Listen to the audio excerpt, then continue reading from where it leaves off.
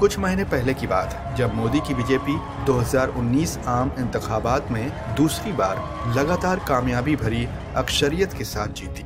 दिल्ली की सभी 7 सीटें भी 57% वोट के साथ आम आदमी पार्टी आप के 18% से बहुत आगे, जो कि 7 में से 6 में तीसरे दर्जे पर आई है। क्या मोदी की मकबूलियत आने वाले असेंबली इंतखाबात में केजरीवाल की 70 में से 67 सीटों 2015 की अक्सरियत छीन पाएगी?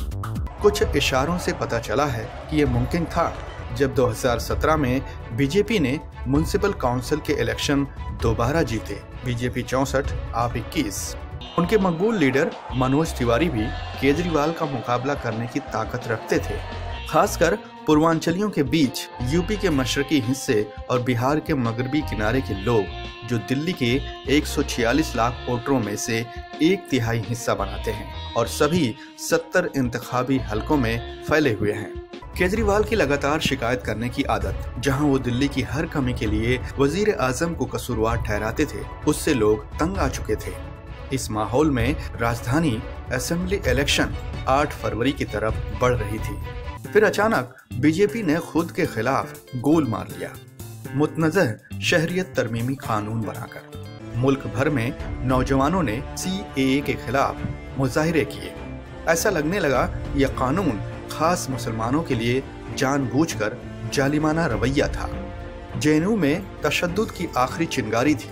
इससे पहले बीजेपी हुक्मरान रियासतों जैसे असम, कर्नाटक और यूपी में पुलिस की कार्रवाई गैर जरूरी तौर पर ज्यादती थी। मुल्क का मिजाज बदल चुका था। एक मफलरमैन लीडर बनने की कोशिश में अपना मफलर उतारकर सुपरमैन बनने की कोशिश में लग गया। 2020 के पहले हफ्ते में हुए एक सर्वे से पता चलता है कि केजरीवाल को अब वोटों का सबसे बड़ा हिस्सा मिलेगा, पूरे 53%, और 2015 में उन्होंने जितनी सीटें जीती थी उसके वे काफी करीब पहुंच जाएंगे, जबकि बीजेपी के नंबर गिरकर 26% होंगे, कांग्रेस 5%। इसमें से कुछ दोबारा बहाली की वजह से केजरीवाल के बदलाव के सबब हैं। इंतखाबात कौम परस्त न बन जाए, उन्होंने NPR, NRC, CAA बहस या JNU हादसे में शामिल होने से इनकार किया। ये एक कानूनी मसला है, दिल्ली पुलिस मरकज की तरफ से कंट्रोल की जाती है, हमारे जरिए नहीं। बावजूद इसके केजरीवाल भी टुकड़े टुकड़े गैंग का ही एक हिस्सा है और दिल्ली के शाहीन बाग में हुए एहतजाजी मुजाहिरे से भी दूर रहे। इतने खामोश थे वे कि कांग्रेस के शशि थरूर को हैरानी हुई, केजरीवाल इतने चुप क्यों हैं? अब रहा नहीं वो पुराना चीखना चिल्लाना, बन गए वो पूरी तरह से शांत।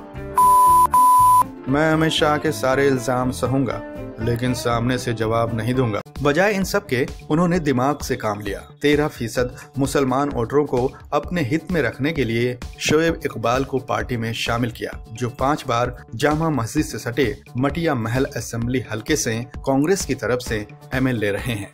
वजीर आला की तीर्थ यात्रा, बुजुर्ग शहरियों के लिए मुफ्त तीर्थाटन स्कीम, हिंदू वोट हासिल करने के लिए नर्म हिंदुत्व कार्ड फेंका, और तो और दिल्ली के सरकारी स्कूलों में देशभक्ति का सबक शुरू करवाया।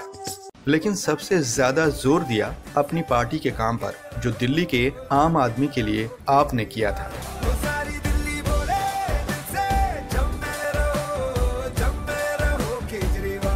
पिछले 5 सालों में उन्होंने यकीनी तौर पर गरीबों की जिंदगी को बेहतर बनाया। 200 यूनिट तक मुफ्त बिजली, 20,000 लीटर मुफ्त पानी, खवातीन के लिए मुफ्त नक्लो हमल के जराए, नए मरम्मत शुदा स्कूल, हर मोहल्ले में क्लिनिक वगैरह, जो कि रोजाना जिंदगी की परेशानियां रहती हैं। एक और सर्वे ने केजरीवाल को 86% मंजूरी की दर्जा बंदी की। जैसे ही उनकी मुहिम ने रफ्तार पकड़ी, उन्होंने 10 कामों का गारंटी कार्ड दिया, जिसमें और भी नए वादे थे। आपने कुछ और देने के लिए रखा ही नहीं, और बीजेपी के पास बस एक ही इक्का रह गया है, सब गैर कानूनी बस्तियों को कानूनी बना देंगे। माइशत, मुलाजिमत, अदालती इस्लाहत जैसी चीजों में बेपरवाही दिखाई दी, जो हकीकत में आम आदमी की मुश्किलात को बेहतर बना सकते हैं। वो माजी के पिछले मसलों पर ध्यान देने में लगे रहे। NRC ने कुल 19 लाख गैर कानूनी में सिर्फ 5 से 7 लाख मुसलमानों की शिनाख्त की गई। असम की 302 लाख की आबादी की सिर्फ 2%। फिर भी पूरे मुल्क को भड़का दिया। हालांकि इन मसलों को उछालकर बीजेपी को बनिया, पंजाबी और गुर्जरों के वोट मिलेंगे, लेकिन क्या ये उनकी मसाइल को हल करने के लिए काफी हैं? शायद नहीं।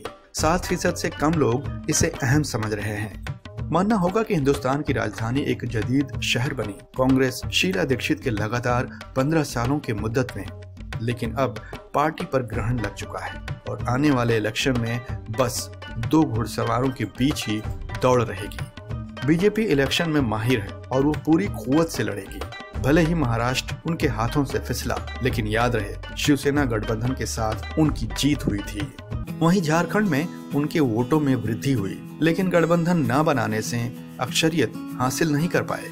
अगरचे वो कौमी सतह पर सबसे ज्यादा मकबूल लीडर हैं, लेकिन मोदी के बुलेट प्रूफ अजेंडा में दरारें आने लगी हैं। बिस्बो की शायरी, दिल्ली में अब किसकी बारी है, किसकी नैया पार, मफलर वाले भैया की या मोदी की सरकार। फूंक फूंक कर कदम रख रहे अब तो केजरीवाल, दावा करते दिल्ली का अब सुधर गया है हाल। बिस्बो कहता देखें जनता, दे जिसको इनाम, जनता को है तय करना दावों में कितनी जान।